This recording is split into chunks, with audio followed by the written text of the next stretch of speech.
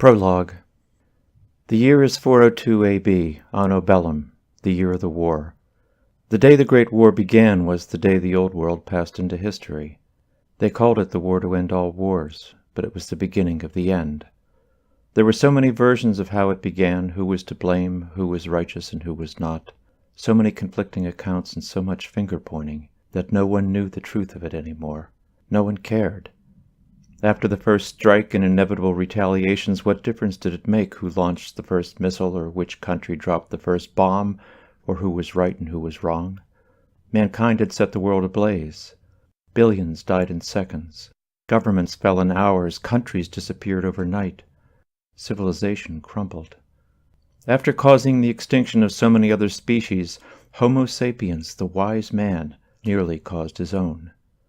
Some said it was a miracle and he survived. Others said survival was man's purgatory, that he hadn't suffered enough for his sins, that he deserved the fate of fighting to his bitter end. This is the story of that end. This is the story of Finn. Chapter 1. This world was chosen for a reason. When I looked upon it, I saw it was good. So in it I planted a garden, and filled it with creatures of every kind, birds of the air, fish of the sea, and those that walk the land. A horn blared. Finn paused his comlink, pulled the polyplastic receiver from his ear, and looked up. He had been so engrossed in what he'd been listening to that he had stepped into the street against the light. The driver of the Lev car that was hovering inches away laid on his horn again as the car bobbed up and down impatiently, its electromagnetic propulsion drive straining against the brake. Finn bowed in apology and stepped back on to the lower sidewalk, joining the others waiting there for the light to change. He reinserted his earpiece and resumed the playback. The greatest of these is man, for he alone was made in the image and likeness of the Creator. He alone was appointed steward of this creation. He alone is responsible for this world and everything in it. Finn paused to play back again, this time to consider the words. The greatest of these is man. Finn was young, clean-cut and hairless. He was slender but muscular, in excellent physical condition. His eyes were blue, his tailored suit, shirt, and shoes a gray that matched his handheld comlink. Everything about him was spotless and perfect. Proper in every way for a man walking the streets of Periculum at that hour, except for one thing. Finn was not a man. He was not the greatest of these. He was a cybernite, a synthetic being created by man, and though he looked to be in his 20s, it had been exactly 1 year, 3 months, and 15 days since his manufacture. Finn was not the only cybernite on the sidewalk. It was packed with them.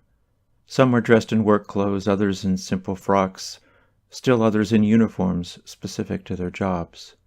Like Finn, all were dressed in gray. They were human in appearance in every way but one, the unnatural color of their skin and eyes. Some were gray-eyed and gray-skinned, some a chalky white with eyes that appeared to have only the single black dot of a pupil in them. Others were a bright yellow and still others a vibrant green. To be exact, there were 4 different council-approved cybernite colors, 4 distinctly non-human colors. But Finn was none of these. He was unique. He was the only cybernite whose skin was blue. On the spacious elevated walkways above this dense sea of gray, away from the smells, the noisy, impatient traffic, and the press of cybernite on cybernite, humans came and went dressed in the colorful nano-fashions of the day.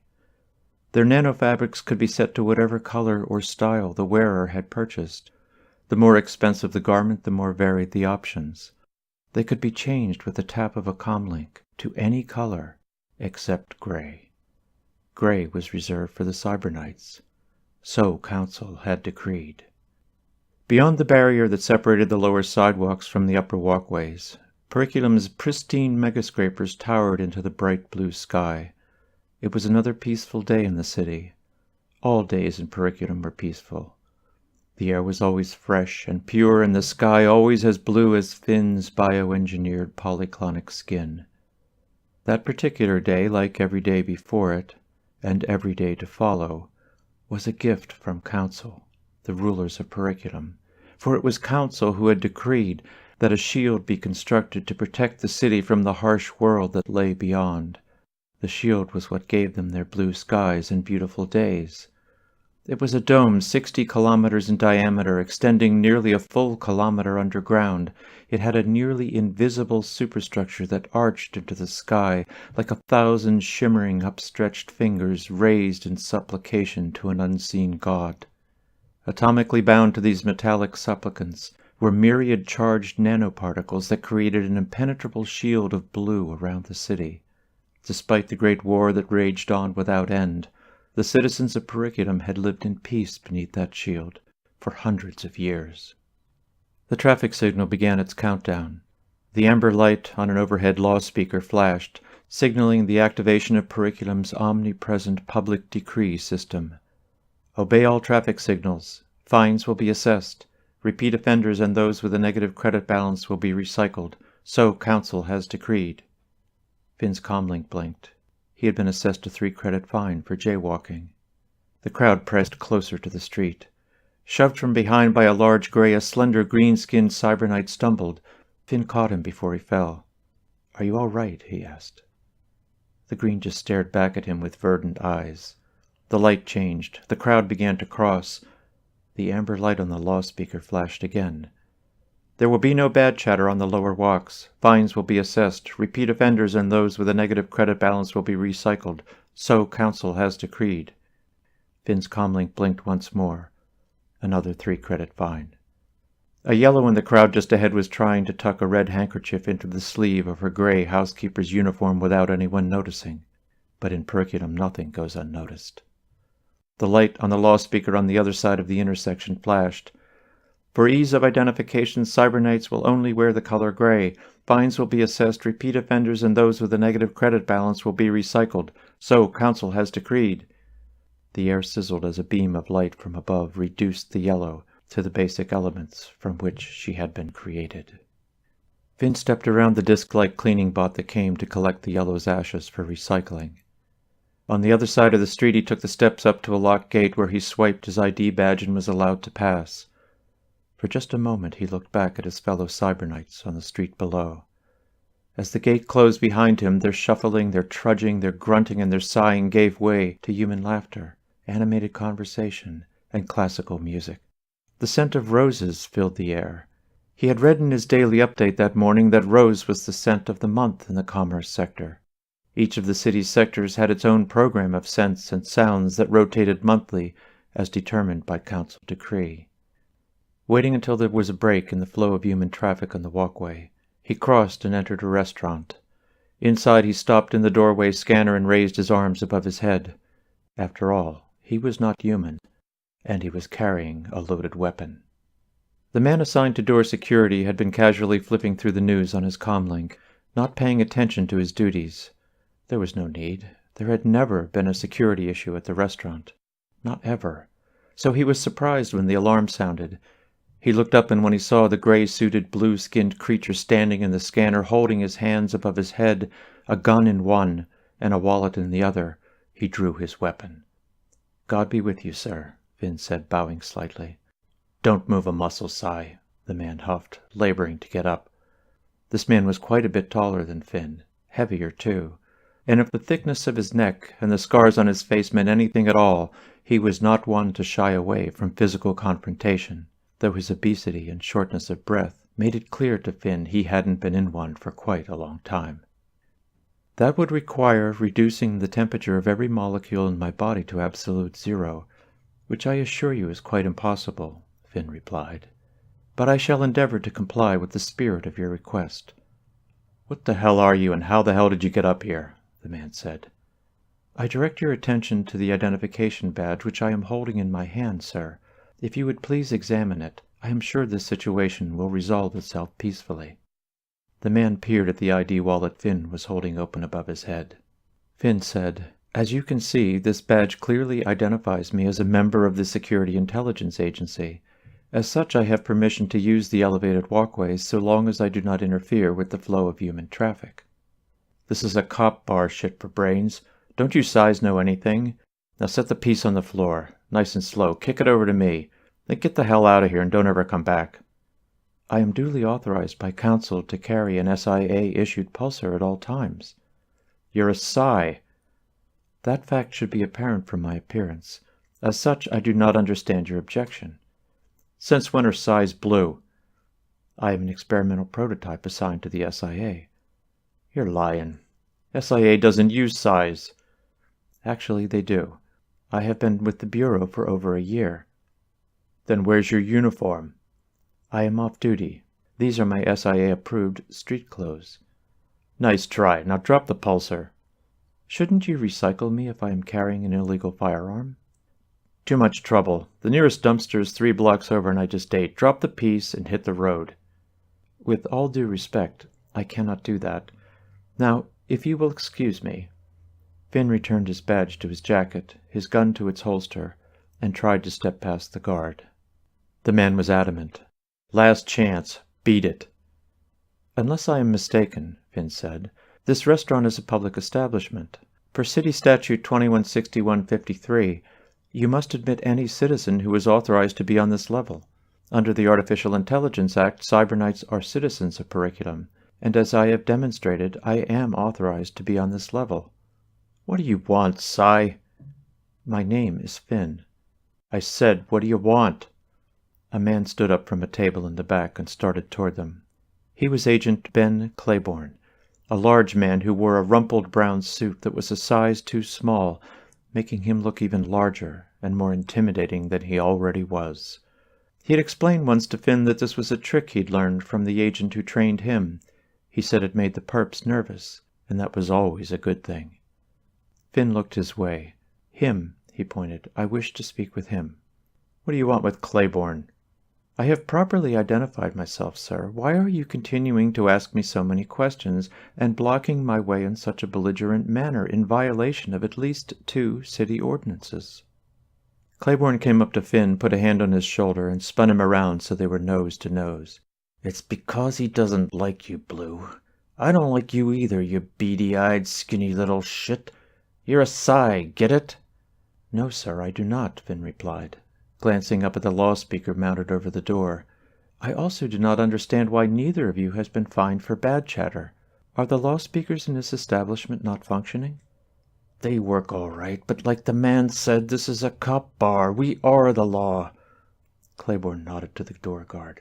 It's okay, Tommy. He's with me. The guard replied, You know the rules, Ben. No pets allowed. He's my partner. You're kidding, right? Do I look like I'm kidding? The man put his gun away and stepped aside. Just keep it on the down low, okay? The boss would be pissed if she knew I let a Psi in here. Don't worry, Claiborne said. This won't take long. He directed Finn to a seat at the bar. Didn't I tell you never to come in here? If you've got a problem, you call me. That's what your comlink is for. I do not recall you using the word never with respect to this establishment, but perhaps I am not remembering correctly, sir. This bar's for cops, Blue. We like to keep it that way. Know what I mean? But I am a cop. You're a Psi. And a cop. Claiborne glanced down the bar at 2 uniformed policemen who were eyeing them over their drinks. He returned their scowls before turning back to Finn. What are you doing here? I have completed the paperwork on the counterfeiting arrest. That's nice. Now go home. You've earned the night off. There is something of a sensitive nature I was hoping to discuss with you in person about the case. The case is closed. Evidence is missing, sir. Claiborne showed no surprise. So? 1 million in untraceable counterfeit credits. Look, we caught the bad guys. That's our job, Blue. Whatever happens after that is not our problem. Got it? I believe the credits disappeared after their transfer from the crime scene to the SIA evidence locker. A dirty cop's not our problem. This may not be a dirty cop, sir. You don't really think this has anything to do with that mole you've been chasing, do you? I am not certain, but I believe it bears further investigation. If there were a mole within the SIA, would it not be prudent to pursue every lead? This is the work of a dirty cop, plain and simple. Did he take it all? There is another 5 million still in the evidence locker. Then it's no problem. The counterfeiting case is still rock solid. 1 million credits are missing. Consider it the cost of doing business, Blue. With all due respect, sir, I do not consider the actions of corrupt law enforcement officials to be the cost of doing business. In addition, the remaining evidence is clearly in jeopardy. If that evidence also disappears, a conviction will be impossible. We will have wasted our efforts, and justice will not be served. Do you consider that the cost of doing business? Claiborne blanched. I hate it when you do that. Do what, sir? That logic thing. It pisses me off how you think you're so much smarter than us. He glanced over at the table where the 2 men he had been sitting with were talking over drinks. But you're right as usual, you annoying little puke. See those 2 guys over there? I want you to tell them what you just told me. Shouldn't we be telling internal affairs? They are internal affairs. They're also my buddies, so keep your comments to a minimum. I know it's hard, but just try, all right? I shall endeavor to refrain from embarrassing you, sir. That would be a first. Oh, and just so we're clear, don't mention that other thing, okay? Other thing, sir? You know, the real reason you're working at the SIA. The council sent you to uncover a mole in the organization. That's supposed to be IA's job, and I don't think they'll take too kindly to knowing you're doing it for them. Of course, sir. I have been instructed to consider everyone at the agency a suspect until the mole is identified. Council has issued very specific instructions on that matter, and as rulers of Periculum, their decrees are not to be questioned. Don't look at me like that. Like what, sir? Like I'm a suspect, too. If I'm the one you're looking for, you'd be dead already. Got it? Come on, let's go. They went over to the table where Claiborne introduced Finn as his partner. This is Murphy and that's Stein, said Claiborne. Like I said, they're IA. Finn bowed. God be with you, gentlemen. I heard about this one, said Murphy to Claiborne, ignoring Finn's greeting and extended hand. 30 years on the force. I never thought I'd see the day. He shook his head in disgust. Freaking robots. Finn withdrew his hand. I am not a robot agent, Murphy. I am a cybernite. Unlike robots, we have no metal parts, and are intelligent living creatures constructed of polycloned human tissue and biological nanocircuitry. Stein raised his glass. All brought to you by the geniuses at Polyclonic Technologies. He and Murphy clinked glasses. Murphy downed his drink and held his glass up, tapping on it to get the waiter's attention. I say we take 'em all out back and shoot 'em. There's more of them than us now, and that just doesn't sit right with me. The number of cybernites at any given time is calculated based on need, Agent Murphy, said Finn. Human birth rates have been steadily declining for the past 100 years, despite Council's best efforts. Your population has reached critical mass. There are simply not enough of you left to fulfill the city's needs. We were fine before you, and we'll be just fine after you're gone. Be that as it may, cybernites provide valuable services to the community. We do the jobs you either no longer aspire to, or that are inherently dangerous. Tell that to my buddy Jack. He was a high wire welder. Yeah, maybe it was dangerous, but it was all he knew and it paid the bills. Now he's got nothing but a wife, 4 kids, and a welfare check. What have you got to say about that, robot? And stop looking at me with those damn creepy blue eyes of yours. Finn looked down. Stein said, The pasties are the worst. Every time one of them looks at me with that white-on-white shit, I want to put a bullet in its head. Finn tried to apologize, but Murphy cut him off. I don't want to hear that you're sorry. You and your mechanical buddies are what's wrong with this city. Ease up, Murph, said Claiborne. Why the hell should I, Ben? He's a Psy. He's your damn partner, for God's sake. Look on the bright side, Claiborne said. You know how I go through partners like you go through cheap booze. I am only here to help, said Finn. Murphy spat. We don't need your help. I do not mean to be disrespectful, Agent Murphy. Why, because it's a crime and I could recycle you on the spot? I was merely going to beg to differ, sir. You can beg all you want. I don't care. Stein said, Did you see on the news that we took a real beating up north? 100 good men. 20 kilometers of buffer zone, and 600 bots lost to those Eastern Bloc bastards. Maybe Blue Boy here would like to man up and go fight this damn war with the rest of his robot buddies." "Cyberknights were not designed for war," said Finn. "Further, the Artificial Intelligence Act forbids it." "You've got an answer for everything, don't you?" Murphy said. "Only when appropriate, sir." Murphy pulled out his gun, an SIA-issued pulsar, and pressed it against Finn's temple. "Got an answer for this?" "The intentional murder without cause of any Cyberknight more advanced than a gray or white is considered a homicide under the law, Agent Murphy.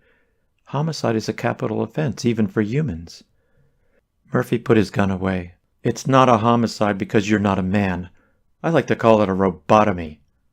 The three men laughed. "Nice haircut, Blue Boy," said Stein. "I have no hair," Finn replied. "That was a joke, or didn't they program me for that?" "Yes, I understand now. Very amusing, sir." "So listen, you've got your drabs, the common laborers, right?" Stein said. "I prefer to call them by their proper names," said Finn. "They are the Greys." "Whatever. And your pasties are what? Factory workers, assembly line stiffs, the robots who do the more advanced stuff." "And welders," Murphy grumbled. "Right," Stein nodded. "The whites were designed to have the strength of a Grey with greater manual dexterity, if that is what you mean," said Finn, "but they are not robots." Stein ignored him and went on. "And your Slimers are maids, whores, whatever." "Again, not to be disrespectful, but I find referring to yellows as Slimers particularly offensive," said Finn. "I have a very dear friend who is a yellow." "Watch it, Blue," said Claiborne. "Your toes are on that red line we talked about. What's your point, Stein?" Stein continued. "As I was saying, then you got your Voms, those green pukes. They're like waiters, secretaries, shit like that. That's the 4 council-approved psi colors. So what's with your pet, Ben? What's with the blue? What's that supposed to mean?" "That means he's smart," Claiborne replied. "Like a walking data warehouse. And he's special." "Is that a fact?" "Take a look at his neck." Stein took a closer look at Finn's neck and the word Finn tattooed on it. "Where's your number?" "I am an unnumbered prototype," Finn replied. "My bioencoding is in my name." "What about your series? They're up to 100 now, right? What series are you?" "I have neither number nor series, Agent Stein." "That ain't right. Every psi's got a series." "How about we call him number 2, said Murphy. "Why 2? said Finn. "Because you mean shit to us." "I do not understand." "No, you wouldn't, would you?" "What kind of name is Finn anyway?" said Stein. "It stands for Fibrous Intelligent Neurosynthetic," Finn replied. "My internals represent a totally new design. The acronym was determined to be easier for humans to say and remember. In one of the ancient languages, it also means the end." "Which end? The butt end?" said Murphy. Again they laughed. Stein said, "Got a last name, Finn?" "Cyberknights do not use last names." "I just figured since you're so special." Finn thought a moment. "We are not given surnames because, strictly speaking, we have no natural lineage like humans do. I suppose, if anything, it would be Shepard. Dr. Noah Shepard created the Cyberknights. He is my father. He is the Ancient One." "A.K.A. the has-been old fart. Am I right, boys?" Murphy said. They clinked their glasses. "His proper title is Ancient One, Agent Murphy," said Finn. "His contributions to society are unmatched." "Big deal. My kid puts kitbots together and he's 10. Your son is not Periculum's savior. Doc Shepard is a dirty old man who should have died 300 years ago. Just saying." "I'm not so sure he's even a man," said Stein. "It's not natural someone hanging on that long. Plenty of people I know think he's not from around here." "What, like he's an alien or something?" Claiborne laughed. "Yeah, an illegal alien. I heard he's all spare parts now, more psi than man," said Murphy. "He's got the credits for it, that's for sure," said Stein. "Speaking of which, how's the new knee, Ben?" "How do you think?" said Claiborne. "Our shitty government insurance only covers second-rate polyclonic bullshit replacements. I couldn't afford the deductible for anything better." "And there you have it," said Murphy. "It's all about the money. Always has been, always will be." The waiter came over to the table with a tray of snacks. When Claiborne told Finn to help himself, Finn declined. "I'm giving you permission to eat real food," Claiborne said. "Thank you, sir, but I would prefer not to." "Oh, that's right, I forgot. You only eat that reconstitute slop, don't you?" Stein grimaced. "I tried that recon shit on a dare once. Never again." Finn looked puzzled. Reconstitute was designed for cybernites. It is formulated from minerals and nutrients extracted from recycled food and waste materials. It is an extremely efficient use of resources. "They're not talking about efficiency, Blue," said Claiborne. "They're saying that the shit you eat looks and tastes like shit because guess what? It's made from shit." "But, sir, the harmful components have all been removed, and it is given an artificial flavor that scientists have determined in clinical trials to be palatable." "Whatever. How about something to drink, then?" "No, thank you, sir." "He doesn't drink, either?" Murphy said. Claiborne replied, "Not booze. You don't want to see him drunk, Murph. It's not a pretty sight, especially when he's up chucking recon." Finn shrugged off their laughs. "I have found alcoholic beverages to be more irritating than pleasurable." Claiborne explained. "What he means is that when he drinks that synthetic crap that's made for size, he gets these sores in his mouth." "I have one now," Finn said, rubbing his tender jaw. "That's not a problem here because they don't serve psi booze here," said Murphy. "Want to know why?" "I already know why, Agent Murphy. Might I point out that the species-based discrimination practiced by this establishment is not exactly in line with the spirit of the law?" "Ask me if I give a shit." Finn set his comlink on the table. Stein picked it up and looked at the screen. "What's this?" he said. "This doesn't look like agency business to me." "Storing non-agency files on an SIA-issued comlink is not against regulations," Finn pointed out. "It depends on the file. This is that word trash council banned under the Sedition Act, isn't it?" "The word is the word of God, Agent Stein," Finn replied. "Council's the only God around here, robot boy. They decreed that 300 years ago when they decided believing in something you couldn't scientifically prove wasn't good for the cause. This is just some bullshit written by a religious fanatic." Finn said, "What you are describing as excrement is something many humans and cybernites still believe." "Believing in something doesn't make it fact, but a council decree does make it illegal.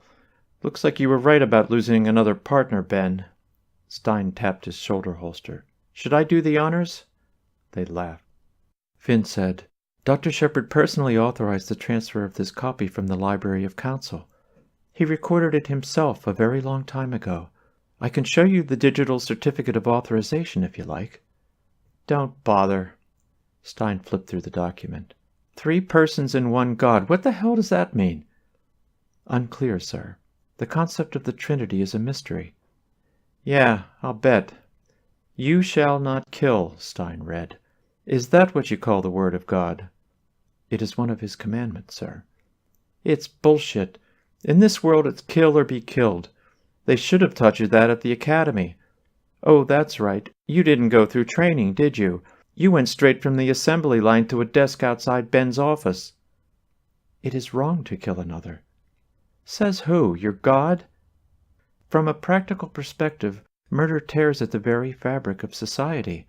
Council has several decrees covering that subject, and in religious terms, yes, God has told us it is a sin." "Then explain to me how something that is a sin has kept this city afloat for over 400 years. If we stopped killing those Eastern Bloc bastards, what do you think would happen?"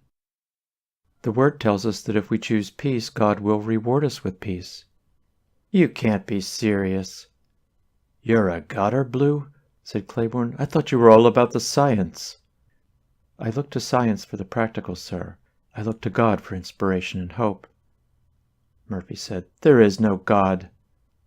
"How do you know?" Finn asked. "By definition, God is not a physical being. Therefore, his existence can neither be proved nor disproved scientifically." "I'll tell you how I know. Because if there was a God, he would never have made you size." "God did not create the cybernites. You did." "Then I guess that makes me your God, so how about I command you to just shut up about it, okay?" Stein raised his glass. "I'll drink to that." "Come on, Blue," Claiborne said. "You don't seriously believe in that God crap, do you?" I do struggle with the concept of a just God in an unjust world, sir. That's because there is no God, said Stein. Or haven't you been listening? I have been, but what you are saying makes no sense to me. You trying to pick a fight, robot? Said Murphy. Finn said, It is illegal for me to do, sir, and I apologize if it seemed like I was. I was merely pointing out my inability to comprehend. That is why I read the word. Screw your word, Murphy tapped his shoulder holster. The only God I need is right here. More drinks came. Claiborne downed his and ordered another. Blue here has something for you, he said. It might be worth you checking into. Not interested, said Murphy. Just listen, Murph. Go ahead, Blue. Finn explained about the missing evidence. The two internal affairs agents exchanged glances. Your reaction indicates that you have some knowledge of this situation, Finn said. Do you already have a suspect? Yeah, we got one, said Murphy. You. But I am the one bringing this to your attention. Do you know how many times a dirty agent has brought us something just to throw us off the scent? In this business, the first informant is always suspect number one. I can assure you that in this case your suspicions are misplaced. Is that right? What Blue means, said Claiborne, is that he's programmed to be 100% loyal to the SIA. Murphy said, Loyalty is a commodity, Ben. It can be bought and sold like anything else. Not his. He's a psi, remember? He's a robot programmed to do a job. That's all he knows. I am not a robot, sir, Finn said. Shut up, Blue. I'm trying to help you out here. I understand that, sir, but Cyberknights think independently. Within established parameters, we have free will. Robots do not. Murphy took out his comlink and waved it in Finn's face. How about I download your kill code? How about I turn off your free will program? Then we'll see who thinks independently and who's the dancing robot freak. While you're at it, make him dance over to the bar and get me another drink, Stein said. Agent Murphy, said Finn, good cause and a warrant are required for the release of a Cyberknight override code. And you don't think I have good cause? Murphy replied. What I think is irrelevant. You do not have a warrant. But I know a judge who will give me one just like that. Wrong place, wrong time, Murph, said Claiborne. Just listen to Blue for a minute, would you? Fine, have it your way. Finn handed Murphy a piece of paper with a list of names on it. Perhaps this will help clarify the matter. Polypaper? Murphy looked over the list. Who uses paper anymore? I do, said Claiborne. You and the dinosaurs, said Murphy. Are you still color-coding your files, Ben? Yes, he is, Finn replied, and I find his system quite incomprehensible. Stein and Murphy laughed. Claiborne scowled. You pay for that one, Blue.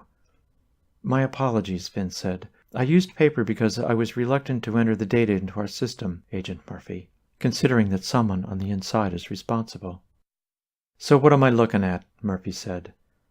Beside each agent's name is their role in this case. I have also noted beside their names their roles in past cases involving missing evidence. Do you see the pattern? Murphy looked up from the list. Yeah, I do. FYI, Mr. I'm Blue because I'm smarter than you. We've had a couple of these bozos in our sights for quite a while. Why have you not arrested them? 2 words, hard evidence, as in we don't have any. Might I make a suggestion?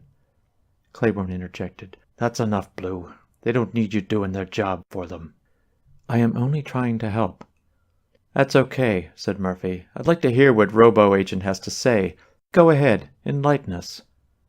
Finn went on. Can we agree that the remaining untraceable counterfeit credits are in jeopardy? That's a good bet, said Murphy.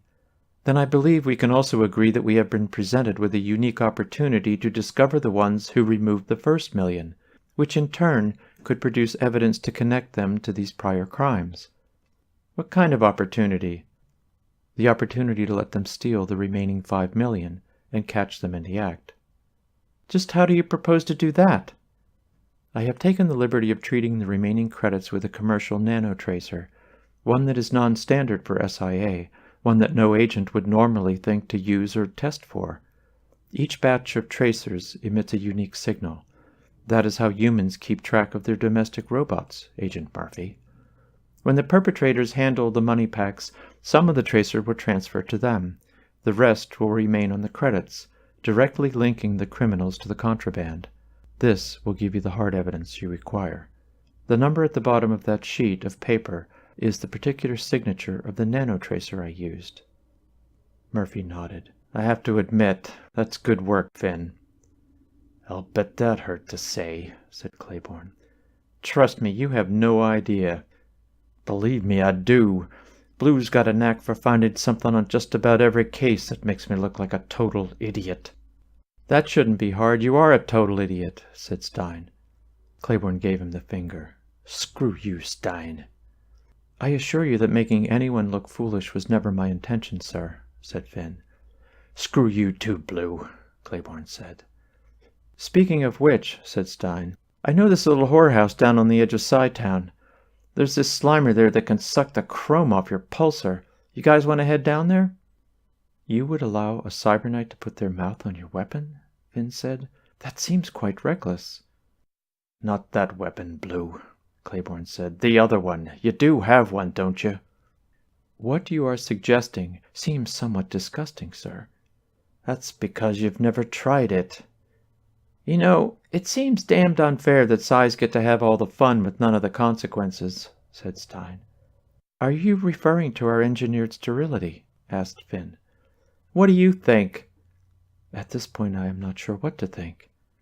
"This is where you shove off, Blue," said Claiborne, putting a meaty hand on Finn's shoulder. "It's time for the real men to go out and play. See you tomorrow bright and early." Finn stood up, bowed, and wished them all well. He walked out of the restaurant